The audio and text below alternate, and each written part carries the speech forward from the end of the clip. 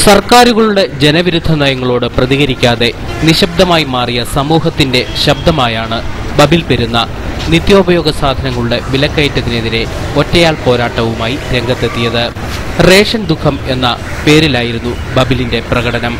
ദാരിദ്ര്യത്തിന്റെ സർക്കാർ സമ്മതപത്രമായ ചുവന്ന റേഷൻ കാർഡും സഞ്ചിയുമായി നീങ്ങിയ ബബിലിന്റെ വൃദ്ധവേഷം സാധാരണക്കാരന്റെ പ്രതിനിധിയായപ്പോൾ ആ വേഷപ്പകർച്ചയും ഭാവവും ഭരണവർഗത്തിന്റെ തോന്നിയാസങ്ങൾക്കുള്ള താക്കീതുമായി.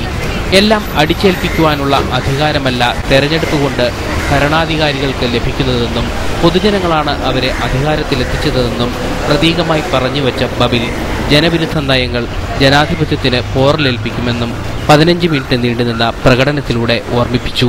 മുൻപ് പെട്രോൾ ഡീസൽ വില വർധന, ബസ് ചാർജ് വർധന തുടങ്ങി നിരവധി വിഷയങ്ങളിൽ തന്റെ പ്രതിഷേധമറിയിച്ച ബബിൽ വിലക്കയറ്റത്തിനെതിരെ സംസ്ഥാനത്തിന്റെ വിവിധ ഭാഗങ്ങളിൽ നടത്തുന്ന ഒറ്റയാൾ പോരാട്ടത്തിന്റെ ഭാഗമായിട്ടായിരുന്നു ചങ്ങനാശ്ശേരിയിൽ ഏകാഭിനയം നടത്തിയത്.